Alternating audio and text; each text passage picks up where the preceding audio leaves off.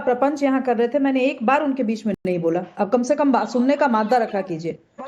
New industries अगर UP में आज डेवलप हो रही हैं तो वो इस वजह से नहीं हो रही है कि सरकार ने कुछ बहुत चमत्कारिक कर दिया, वो इसलिए हो रही है क्योंकि कानून व्यवस्था दुरुस्त की गई। ये मैसेज कॉर्पोरेट इंडिया में गया और लोगों ने आकर के इन्वेस्ट करना शुरू किया। इससे आप नकार नहीं सकते। आज सीमेंट की जो खपत है वो यूपी में बढ़ी है क्योंकि रूरल इंडिया में, ग्रामीण क्षेत्रों में कंस्ट्रक्शन हो रहा है। लोग अपना घर, आपकी जो इलेक्ट्रिसिटी की सिचुएशन, ये सब इंप्रूव हुई है। इससे कोई नकार नहीं सकता।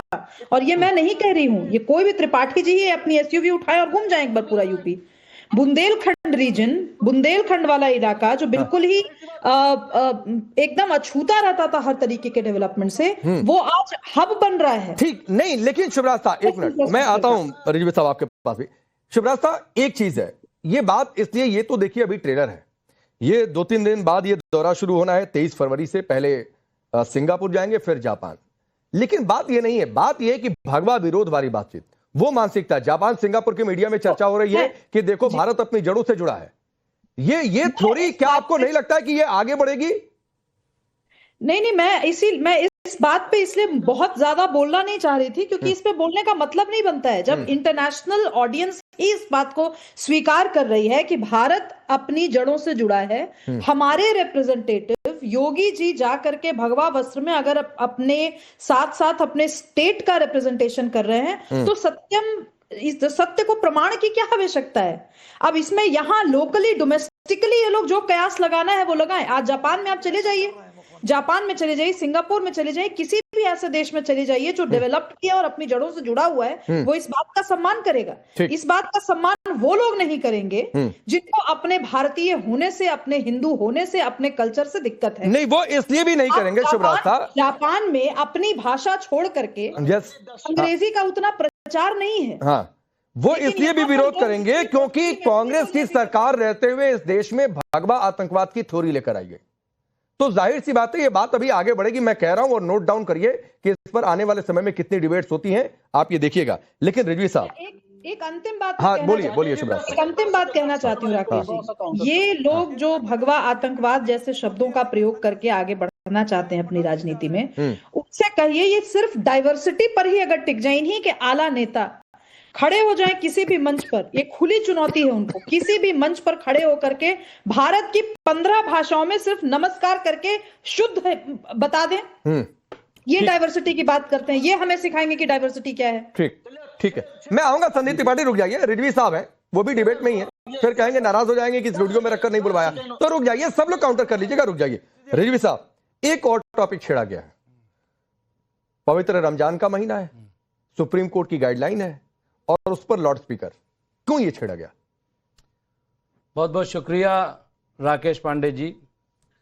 देखिए, मैं एक लफ्ज़ तो ये बोलना चाहता हूं कि जो ड्रेस पे, खासतौर से लिबास पे, कम से कम मैं योगी जी की इस बात में तो तारीफ करूंगा कि मोदी जी की तरह कई लिबास नहीं पहनते, वो हर जगह एक ही लिबास पहनते हैं। तो इसलिए अगर वो जापान जाएं, अमेरिका जाएं, कहीं जाएं, और अगर उस लिबास में है तो उस पर तो कोई बहस नहीं होनी चाहिए। मैं एक बात और कह दूं रिजवी साहब, एक बात और कह दूं, अगर आप संन्यास परंपरा को नहीं समझते हैं, योगी परंपरा को नहीं समझते, तो मत टिप्पणी करिए ना। हाँ, फिर नहीं टिप्पणी कर रहे हैं, मैं कह रहा हूं तो मत टिप्पणी करिए। मैं नहीं चाहता हूं धर्म पर कोई उस तरीके की डिबेट हो। सुना नहीं क्या? तो आप नहीं जानते ना, आप क्या जानते हैं संन्यास के बारे में? आप क्या जानते हैं गोरखनाथ पीठ की परंपरा के बारे में? वही तो कह रहा हूं। आप क्या जानते हैं कि जो योगी हो गया संन्यास बन गया?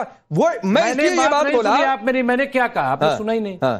मोदी सन्यासी हैं, आपने फिर मोदी योगी हैं, परिवार उन्होंने छोड़ दिया, मैंने सन्यास की दीक्षा ले ली है। तो मत तुलना करिए ना, आगे बढ़िए। तुलना नहीं, मेरी बात तो सुन लो। हाँ बोलिए। मैंने कहा कि जिस तरह से मोदी जी अलग अलग ड्रेस में सफर करते हैं, वो काम योगी जी नहीं करते, इसलिए मैं कम से कम उनकी तारीफ करूंगा कि वो एक लिबास में रहते हैं। और अगर वो जा रहे हैं बाहर तो ये बहुत अच्छी बात है कि उन्होंने नया लिबास, नया चोला नहीं बदला, ये मैं कह रहा हूं। क्या इसमें गलत है आपको? आप हमें सिखा रहे हो? ऐसा नहीं है, मैं जानता हूं, की परंपरा आपको नहीं पता है। सब परंपरा जानता हूं, मैं भी हिंदुस्तान में रहता हूं, यही का पढ़ा लिखा हूं भाई। आपको नहीं पता है कि योगी के लिए वस्त्रों की मर्यादा क्या है? इसलिए मत जाइए उधर, मुझे मर्यादा पता है। वो भगवान ना हो तब भी आइए उसकी सवाल मर्यादा पर है। आप कोट पहने, आइए आपकी सवाल मर्यादा पर नहीं क्या? आइए, आइए सवाल पर नहीं, आइए। आपकी मर्यादा नहीं कि आप कोट पहने हुए तो क्या चीज? नहीं, इस लिबास की मर्यादा नहीं है क्या? भाई मैं योगी और सन्यासी थोड़ा अरे नहीं हूं। भाई तो मर्यादा मैंने तो अपना लिबास परिवार की है छोड़ के ना। मठ में थोड़ी नहीं चला किसी गया को हूं। नंगा थोड़ा कर दोगे कि अगर वो भगवा नहीं पहने तो अब आप आ जाइए उस आ पे। रहा हूं विजय जी इसके बाद। देखिए, इस पे जहां तक लाउड स्पीकर की बात है, तो जो सुप्रीम कोर्ट की गाइडलाइन है उस पे अगर अमल हो रहा है तो बहुत अच्छा है। ठीक, उस पे अमल करना चाहिए।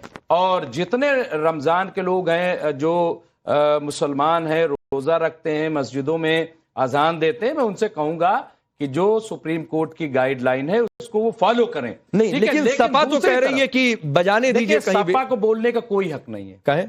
सपा को बोलने का इसलिए हक नहीं है कि सपा सिर्फ राजनीति करती है।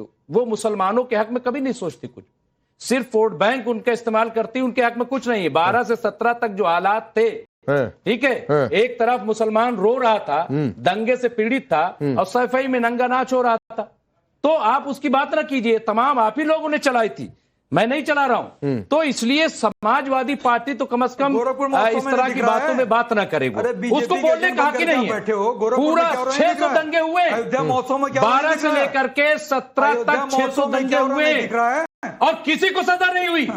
जियाउल हक, आप कोई ये समाजवादी तर्जुमान बताएं डीवाईएसपी जो जियाउल हक को जिस तरह से मारा गया, किसको सजा हुई? और 600 दंगे हुए, किसको इनके सरकार में सजा हुई? जो बीजेपी का एमएलए कन्विक्ट हुआ है वो योगी जी के दौर में हुआ है। मैं तारीफ नहीं कर रहा हूं, लेकिन मैं हकीकत बता रहा हूं, ये सच्चाई है। ये तो अलग टेलर है दीपक रंजन। नहीं, टेलर नहीं, मैं ये अलग ट्रेलर दिखा रहे हैं रिजवी साहब यहाँ स्टूडियो में बैठकर। लेकिन क्या करेंगे 27 में? ये वोट, हाँ मैं आ रहा हूँ, ये वोट बैंक तो हट गया आपसे। ये असल में आज की तारीख में भारतीय जनता पार्टी के एजेंट के रूप में नहीं, मैं अब एजेंट हो गए, मतलब दंगे नहीं हुए 600 से ज्यादा, 600 से ज्यादा दंगे नहीं हुए, बताइए दंगे नहीं हुए? जब मुजफ्फरनगर में लोग ठिठुर रहे थे, कैंपों में अपनी जान बचा रहे थे, तो तुम सफाई में नाच कर रहे थे। उठा के देखिए 2013 की तस्वीर, आपको शर्म नहीं आती? आप बोलते हो, मतलब कोई सवाल भी आपसे ना उठाए, सिर्फ वोट आपको दे दे, सिर्फ वोट आपको दे दे। और सुनिए, अरे चुप रहिए, आपको बोलने कोई हक नहीं है। आप बताइए, अच्छा किसको सजा हुई? बताइए, कितने लोग कन्विक्ट हुए आपके सरकार में? कितने लोग कन्विक्ट हुए आपके सरकार में?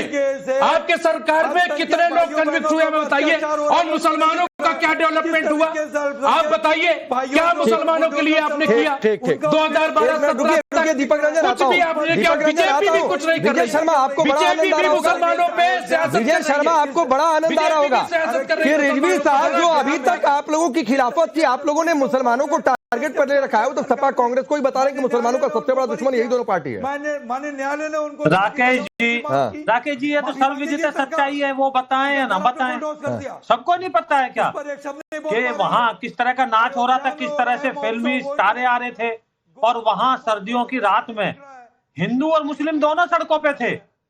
हिंदुओं को भी प्रताड़ित किया गया। सोनिया गांधी, मनमोहन सिंह जाते हैं मुजफ्फरनगर में और एक कैंप पे मुस्लिमों के में मिलके आ जाते हैं और हिंदू चिल्लाते रह जाते हैं, रोते रह जाते हैं, बिलखते रह जाते हैं, उनका दौरा भी नहीं करते हैं। ये शासन था, ये प्रशासन था, ये सेंट्रल गवर्नमेंट थी।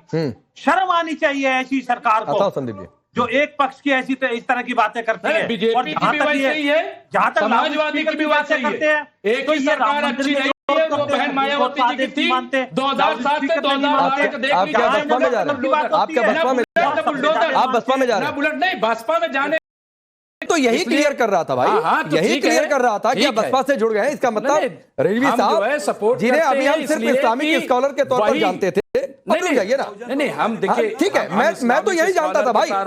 शुभराज साहब, एक मिनट, बहुत दिलचस्प मोड़ है। सही बात ना बोले शुभराज साहब, आज तक तो मैं रिजवी साहब की पहचान सिर्फ एक इस्लामिक स्कॉलर के तौर पर जानता था, लेकिन आज जाना हूं कि बसपा से भी जुड़ गए हैं। खैर ठीक है, इनकी चॉइस है ना जुड़े। अच्छा कहां जाए? अरे मुसलमान कहीं तो जाएगा। समाजवादी फेल हो गई, बीजेपी साथ नहीं दे रहे तो कहां जाएगा? आप बताइए। आपकी चॉइस है, तो जाएगा। हिंदू मुसलमान सिख ईसाई सबकी चॉइस है, किसी भी पार्टी में चला जाए।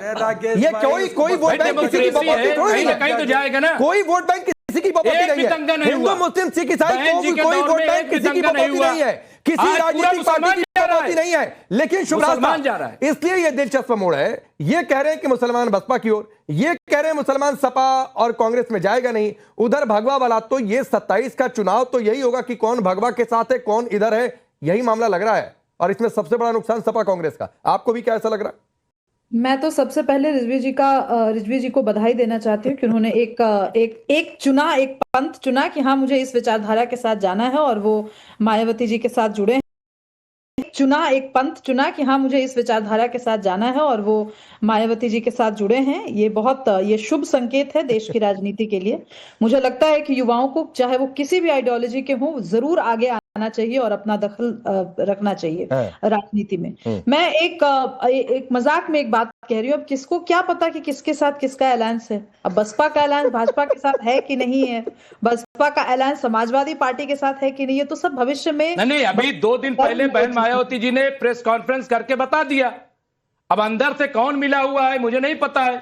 कल्याण सिंह भी चले जाते हैं समाजवादी के साथ, हाँ, और बहुत सारे लोग। तो ये तमाम चीजें अलग अलग है, लेकिन बहन जी ने साफ साफ कह दिया कि हमारा गठबंधन किसी के साथ। अरे वही बात कह रही है, उनकी बात पूरी होने दीजिए। वही कह रही है, वही कह रही हूँ रिजवी जी कि किसी को नहीं पता कि भविष्य के गर्भ में क्या छुपा है। मैं तो सिर्फ आपको शुभकामनाएं दे रही हूँ, और सिर्फ ये कह रही हूँ कि आपका जो हित है वो सिर्फ मुसलमान हित तक मत सीमित रखिए। सरकार की तारीफ मन सजा करके कर रही है, योगी जी की तारीफ मन सजा के कर रही है, तो किसके साथ हैं वो? नहीं तो मैं तो तारीफ कर रहे हैं। एक सेकंड, मैं अभी आपकी भी तारीफ कर देती हूँ। मैं आपकी भी तारीफ कर देती हूँ, आपकी पार्टी के नेता की भी तारीफ कर देती हूँ। जिस तरीके से समाजवादी पार्टी ने कांग्रेस की राजनीति को धता बताते हुए SIR को लेकर के कियोस्क लगाए उत्तर प्रदेश में, वो काबिले तारीफ है। जिस तरीके से अखिलेश यादव जी ने अपने पहले टर्म में कम से कम बात की, विकास की करने को इच्छुक दिखे, वो काबिले तारीफ है। और मैं ये भी कह दूं कि आपके कांग्रेस के जो आला कमान जो नेता है राहुल गांधी से कई गुना काबिल अखिलेश यादव जी हैं। अब बोलिए मैं किस तरफ से बैटिंग कर रही हूँ, भाजपा की तरफ से कि सपा की तरफ से?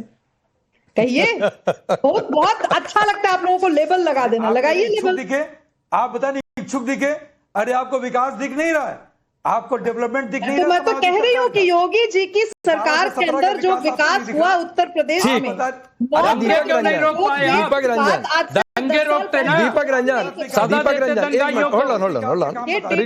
मैं अपनी तरफ से कुछ नहीं। अरे दीपक भाई, इच्छुक दिखे इस पर भी आपको आपत्ति है क्या? सरकार के ये तो अच्छी बात है, कोई भी नेता अगर विकास करने को इच्छुक दिखे तो ये तो उसकी तारीफ होती है।